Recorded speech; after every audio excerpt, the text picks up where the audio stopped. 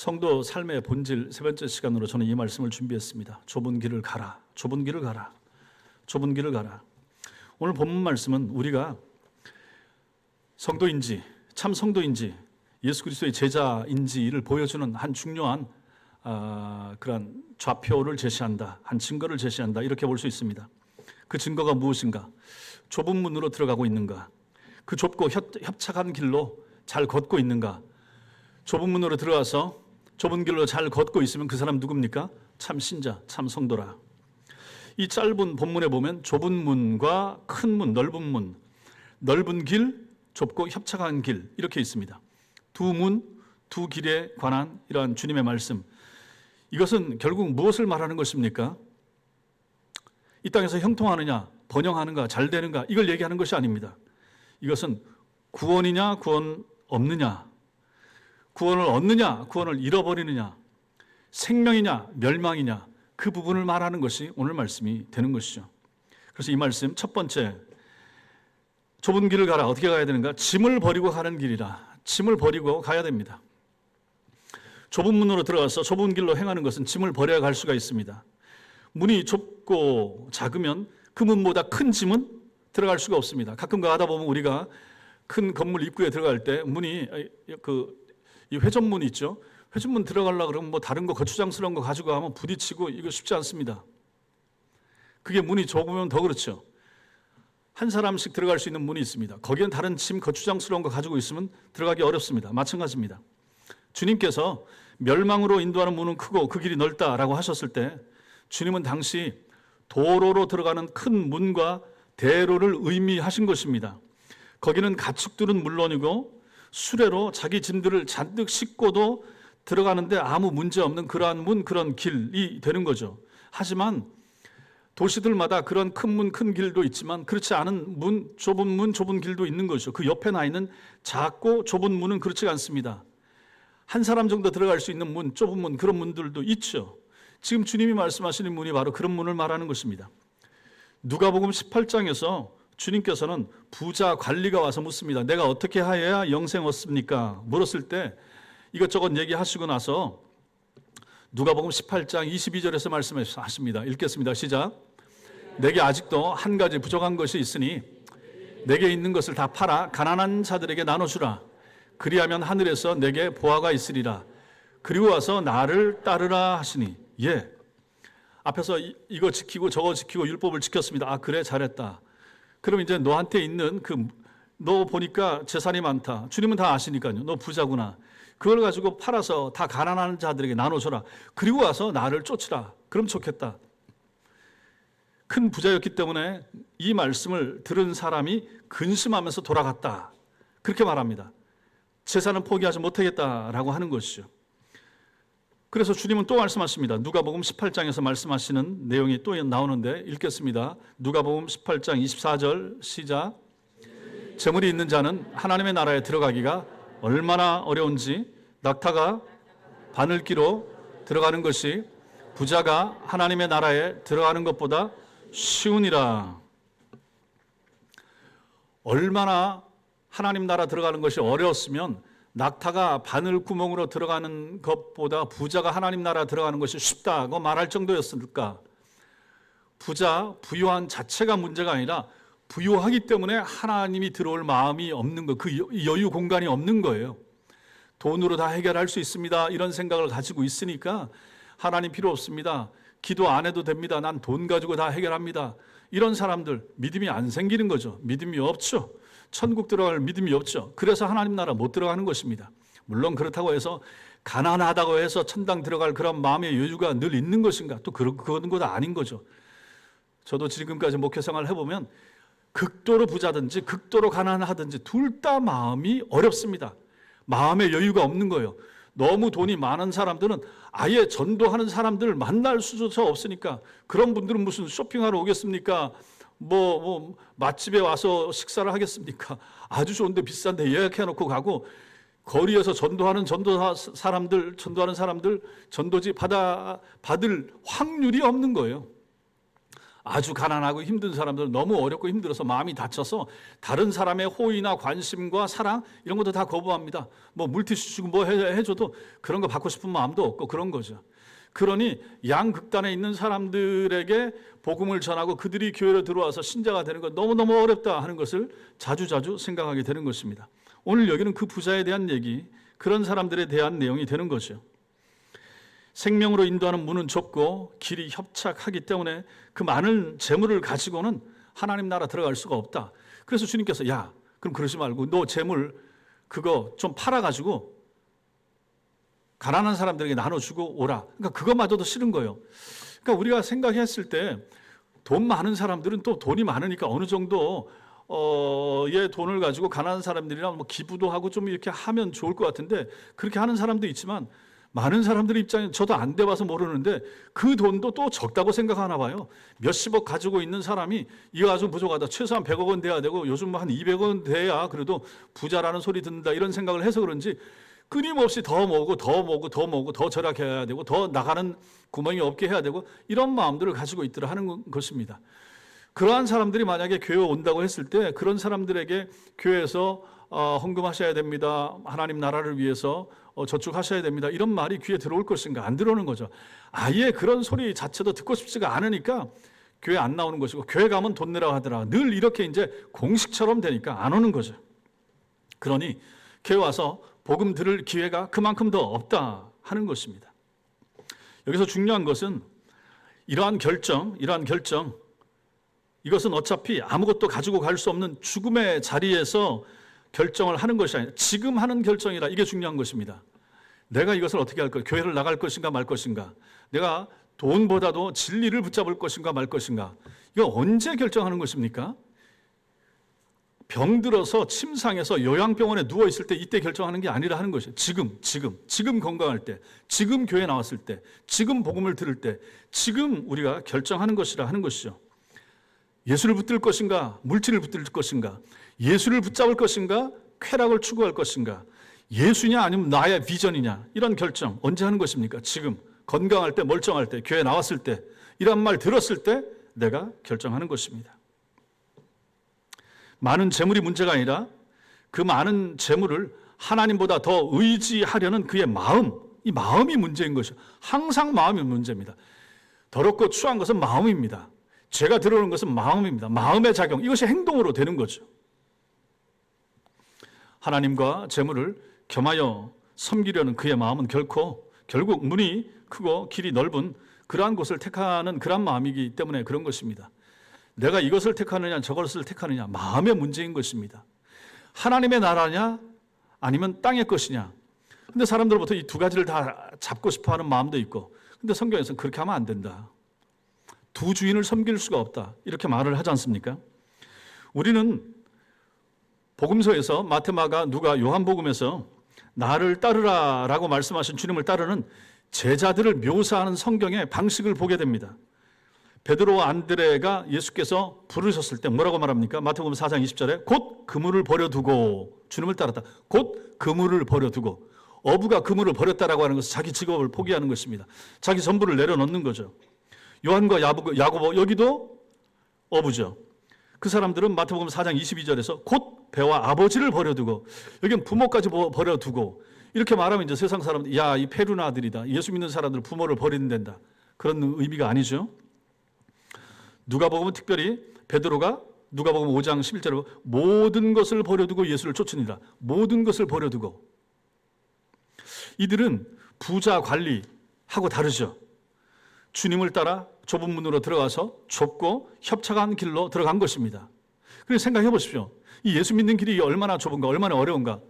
우리가 아는 이 예수님의 제자들, 자, 좁은 문으로 들어갔어요. 좁은 길로 갑니다. 좀 우리 생각에는 좀 좁은 길로 가다가 좀 넓은 길로 나오고 기쁜 일도 생기고 좀 하늘에서 축복이 벼락처럼 떨어지고 좀 그런 것도 있어야 예수 믿게 되죠. 예수 믿는 맛이 나죠. 이런 생각할 거 아니겠습니까? 또 하나님이 그렇게 하시기도 하시고요. 그러나 우리 제자들의 생애를 보십시오. 그 12제자들 사도 요한이 밤모섬에서 나이 들어서 세상을 떠난 것 말고는 나머지 제자들 전부 다 순교당하고 여기저기서 다 이름 없이 그렇게 다 이 땅에서 사라져 가지 않았습니까? 그분들은 이제 예수 믿고 따라가서 좁은 문으로 들어가서 좁은 길로 갔는데 성경을 보고 교회사를 보면 한 번도 넓은 길로 가고 조금 편하고 좀 쉽게 인생을 산 적이 없는 것처럼 보이는 것입니다. 그런 걸 보면 우리는 참 부담이 되는 거죠. 야, 나도 예수 믿고 다 버려야 되고, 나도 예수 믿고 힘들고, 나도 예수 믿고 늘 힘들고 좁고 협착한 길로만 가면 야, 이거 어떻게 할 것인가. 하나님께서 물론 사람에 따라서 또 필요한 것을 더하기도 하시고 또 빼기도 하시고 하시지만 어쨌든 우리가 오늘 말씀에 보면 참 신자는 결국은 버리고 가는 사람이다. 신앙의 길은 이렇다라고 하는 거예요. 결정을 하는 거죠. 신앙의 길, 신자의 길, 우상숭배할 수 없는 것이고 제사상에 엎드릴 수 없는 것이고 우리가 비진리와 아니면 불법과 악한 일에 동조하고 손잡고 사기치는 사람과 함께 같이 가고 못하는 거죠. 우리가 신자면 불신자하고 믿음이 없는 사람들과 결혼할 수 있는가? 못한다. 우리 애는 하고 싶은데 안 된다 라고 말해줘야 될 사람이 엄마 아빠가 나는 절대 그걸 난 못 본다. 그러나 그렇게까지 강하게 할 수 있는 부모가 있을 때 얼마나 될 것인가? 자식 이기는 부모가 없다라고 말하는데 그럼 그런 상황이 오지 않기 위해서 얼마나 애를 써야 될 것인가? 거의 다 집니다. 지지 않습니까? 부모님들은 지게 되는 거죠. 양보할 수 있는 부분, 양보 못할 부분 이게 없어지는 거 이제. 자식이 더 커. 자식 마음 상하는 거 너무 싫고 자식이 고통당하는 거 싫고 그러다 보니까 원하는 대로 내주고 그 영역이라고 하는 것이 신앙의 영역까지 내주다 보니까 이제는 뭐 더 이상 내줄 영역이 없는 지경에까지 이르는 거죠. 버려두고 세상을 버려두고 비진리를 버려두고 주님이 아니라고 하는 것은 버려두고 가야 되는데 그 일을 잘 못하게 되면 나도 힘들고 자식들도 힘들고 생애가 참 힘들어지는 것이 우리의 인생이 아닌가. 성경이 그것을 우리에게 보여주지 않습니까? 그러나 주님의 제자들은 버려두고 가더라. 어부, 배도 버려두고 그물도 버려두고 심지어 아버지도 당분간 버려두고 모든 것을 버리고 주님을 따랐다는 말은 문자적으로 지금 당장 모든 소유를 팔아버리고 주님을 쫓으라는 말은 아닙니다. 자신이 가진 모든 것에 대하여 더 이상 자신의 주권을 행사하지 않고 그 주권을 하나님께로 양도하는 거죠. 주님, 내 것이 아닙니다. 예수 믿고 보니까 거듭나고 보니까 내 생명도 주님의 것입니다. 내 가정, 내 가족들도 결국 하나님의 손에 있군요. 이걸 인정하는 거죠. 내가 다니는 직장, 내가 다니는 학교, 내가 하는 기업체, 제가 하고 제 능력에 달린 줄 알았더니 이것도 하나님의 손에 달린 거군요. 하나님이 해주시길 바랍니다. 잘 되면 잘 되는 대로 감사하고 안 되고 어려우면 그 상황에서도 내가 흔들림 없이 하나님과 교회를 잘 섬기겠습니다. 이런 것을 하나님 우리에게 원하시더라 하는 것입니다. 이게 이제 예수님의 주권을 인정하는 삶이라 하는 것입니다. 이런 사람이 바로 참된 주님의 제자이고 이렇게 사는 사람, 그 사람이 천국에 들어갈 사람이 되는 것입니다. 오전 설교도 마찬가지고 지금 이 설교도 마찬가지인 것입니다. 결국은 천당에 누가 들어가는가? 행위로 들어가는 것을 말하는 것이 아닙니다. 행위로 드러나는 믿음을 가진 사람이 들어가는 것이고 그런 믿음이 있어야 행동으로서 이렇게 우리가 신자인 것을 하나님 나라 들어가기에 적합한 사람인 것을 몸으로 드러내 보일 수가 있게 되고 그 사람만이 하나님 나라 들어간다 하는 것을 우리는 여기서 깨닫는 것입니다. 결국은 좁은 길을 가라. 어떻게 가야 되는가? 짐을 버리고 가야 됩니다. 짐을 버리고 가야 된다. 첫 번째. 두 번째, 좁은 길 가는 것. 이 좁은 길은 어떤 길인가? 이거 외로운 길입니다. 좁은 문, 좁은 길로 행하는 여정은 외로운 길입니다. 좁은 문과 좁은 길은 인기가 없습니다. 당연히 인기가 없죠. 주님은 멸망으로 인도하는 문은 크고 그 길이 넓어 그리로 들어가는 사람이 많다. 사람이 많은 건 뭡니까? 인기가 많다는 얘기예요. 많은 사람들이 가는 길이죠. 대다수 사람들이 가는 길입니다. 그러나 제자들은 좁은 문, 좁은 길로 행하고 가야 되고 그래서 가다 보니 외롭습니다. 사람이 많이 없거든요. 나만 가는 것 같고 나만 힘든 것 같고 나만 교회 충성하고 봉사하는 것 같고 주님 꼭 나만 이렇게 희생해야 됩니까? 그런 마음이 들 수도 있고 신자는 여러분과 저는 넓은 마음을 가지고 사랑이 많음에도 불구하고 넓은 마음, 사랑이 많죠. 남의 애 걱정하잖아요. 그런 마음 가지고 하나님과 교회를 섬기잖아요. 그럼에도 불구하고 그가 가진 십자가의 복음 때문에, 여러분과 제가 가지고 있는 십자가 복음 때문에 하나님 외에 다른 신과 우상을 섬기지 않는다는 사실 때문에, 섬길 수 없다는 사실 때문에 좁은 문, 좁은 길로 가는 사람입니다. 그렇죠? 하나님과 우상을 겸하여 섬길 수가 없죠. 하나님과 재물을 겸하여 섬기지 않겠습니다 다짐하고 가는 사람들 아니겠습니까? 그런 사람들이 세상에 얼마나 될 것인가. 자주 말씀드리죠. 지금 우리 5,200만 국민 가운데 주일날 온전히 교회에 나가는 사람들 대충 따지고 하면 한 10분의 1 정도, 500만, 600만 이거밖에 안 됩니다. 일단 우리나라 사람들 가운데 10분의 1 정도만 신자라. 그럼 10분의 1이면 소수입니다. 소수. 그 중에서도 오늘 교회 나오는 사람들 가운데 주일 오전 예배 마치고 이제 많은 부분들이 가고 한 60%, 70% 남아서 또 오후 예배 드립니다. 이걸 꼭 뭐 수치적으로 말할 필요는 없지만, 그럼 그 500만 명, 600만 명 되는 주일날 예배 드린 성도들 가운데 참 신자, 거듭난 신자, 구원의 확신 가지고 천당과 지옥에 대한 확신 가지고 신앙생활을 하는 사람이 얼마나 될 것인가? 더 적을 것입니다. 더 적을 거예요. 전체 우리나라 국민 가운데 10분의 1. 그 10분의 1 가운데 얼마 정도가 하나님 나라에 가서 다시 그 성도의 얼굴을 보게 될 것인가? 여전에 우리 공부 같이 하던 우리 목사님들하고 얘기하면 우리 교인들 가운데 한 10분의 1이나 천당 가서 다시 만날 것인가? 막 그렇게 하면서 고민을 했던 적이 있습니다. 우리 교회도 만약 생각해보면 저는 우리 교회는 더 많아야 된다고 생각하고 더 많으라고 생각하고 더 많기를 위해서 노력하고 애를 쓸 것입니다. 그런 성도 여러분, 어쨌든 적은 거예요. 성도가. 참 신자, 참 신앙을 가진 성도가 적은 거예요. 여기 있는 여러분들이 그래도 말이 통하는 사람들이란 말이죠. 같은 여전도의 식구들, 같은 남전도의 식구들, 같은 구역 식구들 얼마나 귀한가. 저는 여러분들이 정말로 귀하다고 생각하는데 여러분들은 저를 귀하게 생각하십니까? 대답이 금방 안 나오는 거 보면 이게 귀한 게 아니야. 이 질문 할 줄 몰랐기 때문에 대답을 늦은 거죠? 저도 귀하게 여기셔야 되지만 옆에 있는 분들이 귀하다는 얘기죠. 내 식구들, 같은 전도회, 같은 구역 식구들, 이분들이 얼마나 소중한 분들이가. 좁은 외롭게 신앙생활 하는 가운데 옆에 있는 사람들이고 도와줄 사람들이고 같이 기도할 사람들이니 얼마나 귀중한 사람입니까? 여러분 가정의 가족들 생각해 보십시오. 가족들 가운데 예수 안 믿는 불신앙 속에 있는 가족들 얼마나 많습니까? 저희 가정도 마찬가지고. 그러면 그런 분들은 보기가 어려운 거예요. 1년에 한 번 못 보죠? 할머니 살아계실 때는 그 할머니 때문에라도 이제 와서 설날이나 한 번씩 봤는데 할머니 돌아가시고 나니까 안 모이는 거예요. 오면 제가 설교하고 예배 드리니까 그게 뭐 꼴보기 싫죠. 뭐 불교 신자고 하니까 안 듣고 싶지. 그러니까 안 오고 각자 그냥 우리 집에서 제사 모시겠습니다 하고 이제 안 오는 거죠. 그럼 언제 보겠습니까? 볼 일이 없는 거예요. 이제 우리 애 결혼하면 그때나 한 번 얼굴 보는데 그 얼굴은 5년 만에 한 번 보고 어쩌면 10년 만에 한 번 보는 그런 뭐 사촌, 뭐 이종 사촌 이렇게 될 거 아닙니까? 남보다 더 먼 거 아니겠습니까? 그러니 옆에 있는 우리 교인들, 우리 교우들은 얼마나 소중한 사람들인가.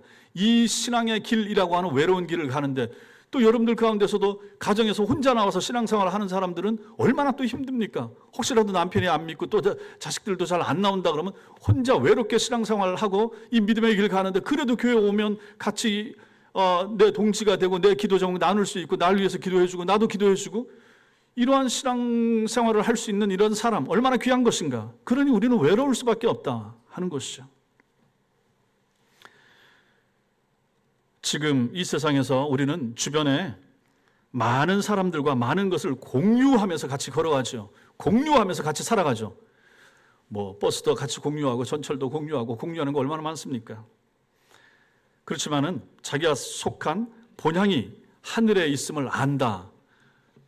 우리가 하나님 나라 갈 사람들이라 이것을 안다 그러면 이 의식을 공유하는 사람들이 옆에 있다는 거, 이거 얼마나 소중한 일인가. 천당을 믿는다, 지옥을 믿는다, 그 사람들과 같이 우리가 신앙생활을 한다, 이게 얼마나 감사한 일인가 하는 것이죠. 참 성도는 소수입니다. 적습니다. 이 점에서 예수 그리스도의 제자들은 어떤 단체나 기관에 속한다고 할지라도 온전한 의미에서 완전히 속할 수 없어서 가지는 그런 외로움이 늘 있기 마련인 것입니다. 우리가 대한민국 국민입니다. 그럼에도 불구하고 대한민국 국민들 가운데 많은 사람들은 우리와 똑같은 신앙을 가진 사람들이 아니기 때문에 같은 국민이기는 하지만 그들과 말이 통한다고 보기는 어렵잖아요. 말이 통하는 사람들은 10분의 1 혹은 그보다 더 안 되는 참 신앙을 가진 교인들만 우리는 마음을 통할 수 있는 사람들인 거죠. 세상은 그렇다 하는 것입니다. 직장을 가도 직장 속에서도 신앙이 있는 크리스찬 다른 교회 나가는 분들이라도 있으면 얼마나 귀하고 얼마나 감사하고 말도 통하고 합니까? 그런데 신앙생활 안 하는 사람들이 더 많은 거죠. 그 중에 우리는 신앙생활을 하니까 거기서도 외로움을 느낄 수밖에 없는 거죠. 학교도 마찬가지고 어딜 가도 마찬가지입니다. 점점 기독교 인구는 소수가 되어가는 것이고, 정치적으로도 어떻게 생각하면 그럴 수가 있습니다. 제가 정치 얘기 잘 안 하지만 가끔씩 한번 합니다.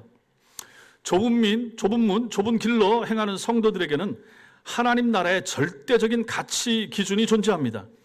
그 기준에 따라서 대통령이나 국회의원 후보를 판단하고 그들의 공약을 평가를 하며 정당에 대한 조건적인 지지를 표명하는 것입니다.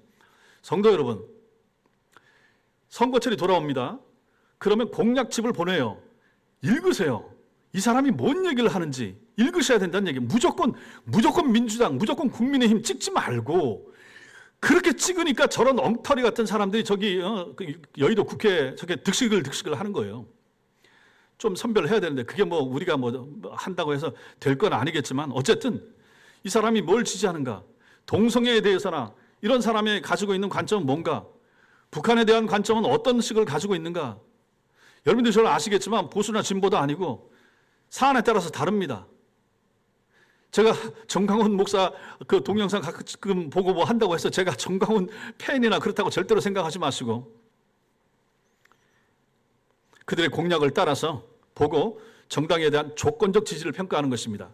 만약에 대통령 선거 때 이분과 이 정당이 했던 공약이 나한테 마음에 들고 내가 봤을 때 기독교적 가치에 맞는 것 같아서 이분을 했어요.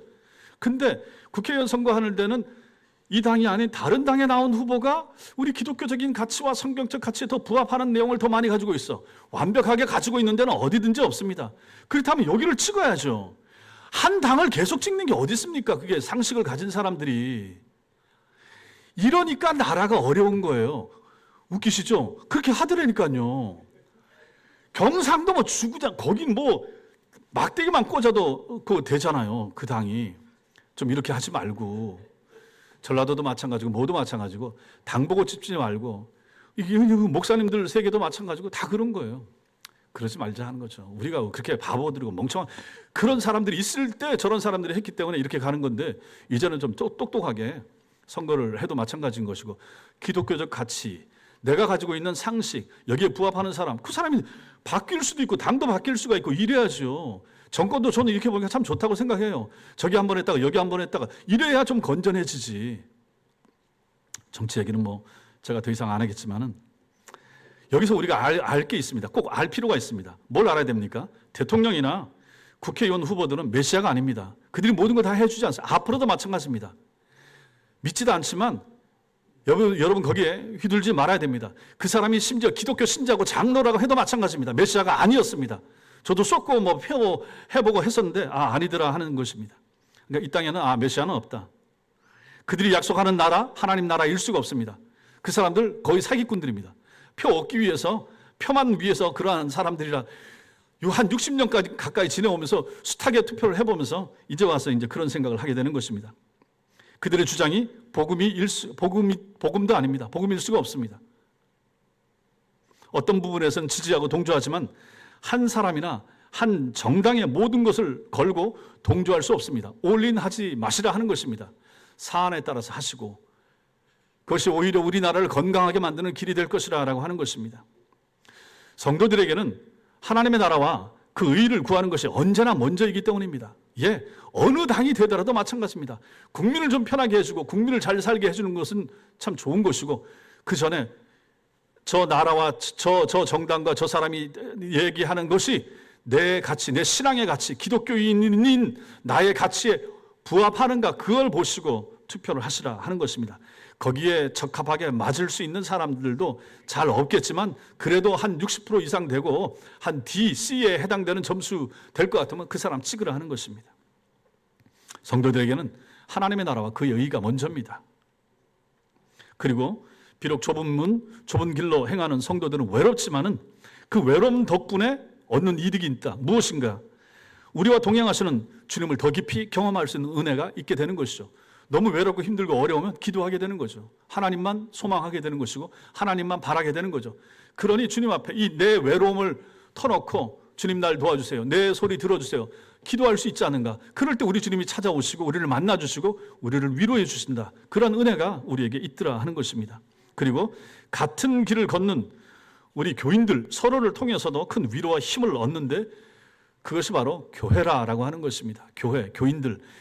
이 외로움 가운데 우리가 동지애를 느끼는 거죠. 옆에 있는 사람들. 우리 성도들이 동지애, 동력자 정신, 우리가 여기서 하나가 된다라는 것입니다. 그래도 예수를 믿어도 안 맞는 거 많고 부딪히는 면도 있을 수 있고 어떤 사안에 대하여 뜻이 안 맞고 갈등이 있을 수 있지만 그럼에도 불구하고 옆에 있는 이분은 밖에 있는 불신자에 비하면 얼마나 나하고 가까운가. 이분과 같이 나중에 하나님 나라 가서 볼 거 생각한다 그러면 우리가 교회 안에서 해결을 하지 못할 일이 뭐가 있겠습니까? 우리 장로님들 네 분하고 저하고 당회를 해도 마찬가지죠. 다 제 뜻하고 장로님들 뜻이 다 맞을 수 있겠습니까? 그럼에도 불구하고 불신자들과 얼마나 다른 사람들이며 또 신자 안에서도 또 장로로 세움 받아서 일하는 분들이니 얼마나 더 많이 기도했고 더 많이 교회를 사랑하고 더 성도를 아끼는 분들인가. 그런 분들의 의견 같이 동조해서 맞춰서 같이 가야 되는 거 아니겠습니까? 그게 동지 정신인 거죠. 동력자 정신, 동지애가 거기 있는 것입니다. 그러니 성도 여러분, 밖에 있는 너무 나이스하고 좋은 사람들도 많지만 그분들에 비하여 같은 신앙 안에 예수를 주로 고백을 하고 하나님 나라 같이 간다라고 확신하는 하나님의 사람들, 이 중에 있는 사람들이 내 동지다라고 하는 사실 잊지 마시기 바랍니다. 이들과 같이 가야 됩니다. 이게 바로 교회입니다. 그래서 교회가 중요한 것이라고 하는 것입니다. 좁은 길을 가라. 세 번째, 이 길은 고생길입니다. 고생길. 좁은 문, 좁은 길로 가는 이 길, 고생길입니다. 생명으로 인도하는 문은 좁고 그 길이 협착하여, 좁고 협착하다. 여기 협착하다. 애워싸, 밀거나 비집고 들어가다, 눌림당하다. 고생길. 이걸 설명할 수 있는 좋은 단어. 전철 돈 있는 분들은 전철 잘 안 타시죠. 전철 타면 어떻게 됩니까? 신도림역 이런데 옛날 부천역 아주 그냥 지금은 안 타서 너무 행복한데 뒤에서 옛날에 푸시맨도 있었다는 거 아십니까? 들어가라고 우리 저 공익 근무하는 분들이 늦게 타는 분들 그때는 뭐 누구도 없어 그냥 열심히 잘 밀어둬서 문만 닫히게 해주면 되니까 그거 협착하다 바로 그 단어입니다. 눌리고 찢기고 뭐 그때 뭐 옷이고 뭐고 뭐 머리 스타일 뭐 그런 거 뭐 있습니까? 타고 일단 출근해야 되니까 그 상황입니다. 그런 그 출근하는 길은 어떤 길입니까? 고생길이 되는 거죠. 고생길. 바로 이 단어가 그것입니다. 많은 사람들이 좋아하는 찬송 중에 내 주를 가까이 하게 하면 이거 있죠. 이 찬송가 가사가 오늘 우리 주님의 말씀을 그대로 고백하는 내용이 되는 것입니다. 그럼 뭐라고 가사가 나옵니까? 내 주를 가까이 하게 하면 십자가 짐 같은 고생이나 내 일생 소원은 늘 찬송하면서 주께 더 나가기 원합니다. 내 고생하는 것 옛 야곱이 돌 베개 베고잠 같습니다. 꿈에도 소원이 늘 찬송하면서 주께 더 나가기 원합니다. 천성에 가는 길 험하여도 생명길 되나니 은혜로다. 천사날 부르니 늘 찬송하면서 주께 더 나가기 원합니다. 여기 고생길, 여기 수고하는 길, 여기 애쓰는 길, 여기 힘드는 이 길, 야곱이 갔던 길, 이런 길, 천성 가는데 하나님 나라 가는데 힘들고 어렵다. 이 길이 어떤 길인가? 고생길이다. 예수 믿는 길, 고생길이다. 예수 안 믿고 신앙생활 안 하고 교회 안 나오면 몸은 좀 덜 고생할 것 같고 좀 덜 어려울 것 같고 좀 주변의 불신자들 사이에서 갈등이 좀 덜 생길 것 같고 스트레스 좀 덜 받을 것 같은데 우리는 이 길을 가는 사람들이야. 그것 때문에 당하는 고생, 어려움, 마음고생 있을 수밖에 없다. 있어야 된다 하는 것을 여기서 우리가 알게 되는 것이죠. 예수 믿고 따라가는 길, 십자가 짐 같은 그런 고생이고 험할지라도 생명길이기 때문에 이 길을 간다. 생명길은 포기할 수 없는 거 아니겠습니까? 이런 용기와 인내, 그것이 바로 하나님께서 당신의 자녀들에게 허락하신 믿음의 특성이 되는 것입니다. 신자의 특성이 여기에 있는 거예요, 성도 여러분.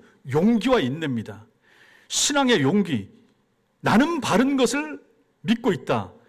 나는 진리 안에 거하고 있다. 난 참 신앙 가운데 거하고 있다. 우리 교회는 바른 것을 가르친다. 우리 목사는 나에게 제일 좋은 것을 가르치기 위해서 애를 쓰고 연구하는 사람이라고 하는 그런 확신, 그 믿음, 이게 얼마나 중요한가. 그래서 그 용기, 담대함, 전도를 누가 합니까? 내 교회에 대한 자부심이 있고 당당할 때 우리 교회 너무 좋다. 다른 교회들도 있지만 우리 교회 와봐라. 우리 교회 와서 배우면 산다. 너 영원히 산다. 구원 받는다. 우리 목사님 설교 듣고 여기서 같이 우리 믿음의 식구들과 함께 신앙생활 같이 하면 구원 받는다. 분명히 바른 길 간다. 이 땅에 잘못된 교회들 많고 사이비스러운 그러한 교회들도 꽤 있는데 우리 교회는 안 그렇다라고 하는 마음에 확신이 있을 때 그분을 교회로 인도하려고 애쓰게 되지 않겠습니까? 그런 마음이 있어야 되고, 이게 뭡니까? 용기고 담대함이 되는 거죠. 기독교 신앙은 진리이다. 확실하다. 우리 교회는 분명하다. 잘 가르친다.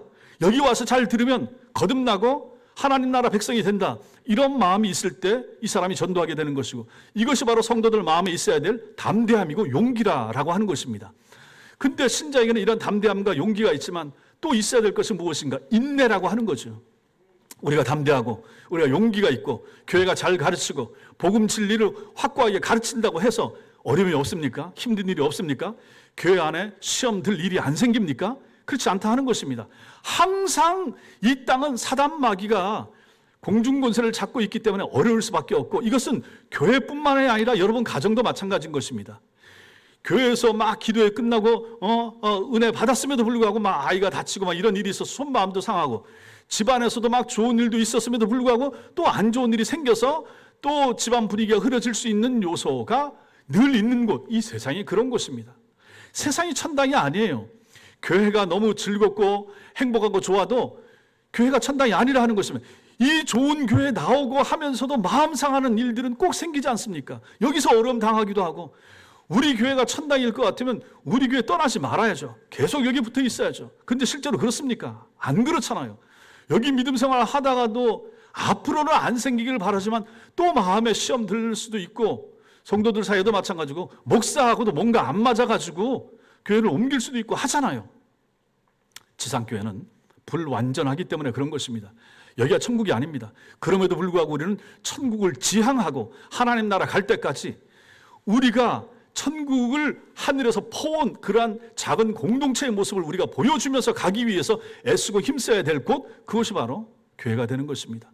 그러니 저는 여러분들이 식사 잘하시고 막 담소 나누시고 하는 그러한 모습들을 보면 저는 목사로서 참 행복한 거예요. 참 너무 기쁘고 즐겁고, 늘 언제까지나 이런 평안, 평강, 화평, 기쁨이 충만한 그런 교회가 됐으면 좋겠다, 그런 마음을 가지고 있는데, 이것을 싫어하는 존재가 마귀가 있고, 그 마귀는 항상 저나 우리 교회를 어렵게 하려고 하고 있기 때문에 저도 정신 바짝 차려야 되고, 우리 장로님들도 마찬가지고 우리 권사님들도 교회가 평안하길 위하여 끊임없이 기도해 하셔야 될 이유가 거기에 있습니다. 주중에 새벽에 기도하고 수요일날 기도하고 금요일날 기도하고, 그래서 또 그 기도의 힘을 뭉쳐서 모아서 주일날 오전과 오후에 예배를 드리고 밝고 기쁘고 즐겁게 예배 드리고 또 식사 잘하시고 모임 잘하시고 또 건강하게 은혜를 받아서 힘을 얻어서 돌아가셔서 내일부터 한 주간 살 수 있는 그러한 에너지를 교회에서 받아서 돌아가게 하는 것, 그게 얼마나 중요한 일인가. 그것이 교회가 할 일이 아닌가 하는 것이죠. 우리 교회가 그런 교회가 될 수 있게 되길 바랍니다. 마지막으로 우리가 오늘 말씀에서 보는 것은 나를 따르라 하시는 주님의 말씀입니다. 주님이 말씀하신 문은 두 개이고 주님이 말씀하신 길도 두 개뿐입니다. 하나는 멸망으로 인도하고 또 하나는 생명으로 인도합니다. 중간 없습니다. 중도가 없습니다. 산상수훈의 결론으로 주님이 주시는 이 말씀은 좁은 문으로 들어가서 협착한 길로 행함으로써 내가 그리스도의 참된 성도임을 보여주라, 이렇게 말씀하시는 것입니다. 주님께서는 단지 입술의 고백이나 주일 예배에 참석하여 설교를 듣는 것으로 나는 주님의 제자입니다 라고 하는 것을 원치 않으십니다. 여러분 중에는 상당한 세월 동안 교회 생활을 했지만 혹시라도 여전히 구원의 확신이 없는 사람이 있을 수가 있고, 하나님을 인격적으로 여전히 만나지 못한 사람들이 있을 수가 있습니다. 오전엔 더 많고 오후에는 좀 적을 수가 있겠죠. 왜 오랫도록 교회 생활을 했음에도 불구하고 주님을 안다고 말할 수 없는가? 왜 나는 정말로 예수 그리스도를 인격적으로 만났다라고 자신 있게 말하지 못하는가? 문제가 무엇입니까? 성경 공부하면서 묻습니다. 두 사람한테 묻습니다. 부인한테 물었습니다. 구원의 확신이 있습니까? 있습니다.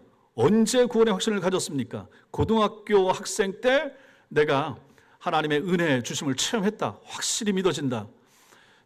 세례받은 남편에게 물었습니다. 구원의 확신이 있습니까? 없습니다. 세례 어떻게 받았습니까? 교회에서 받으라고 해서 받았습니다. 훈련 얼마나 받았습니까?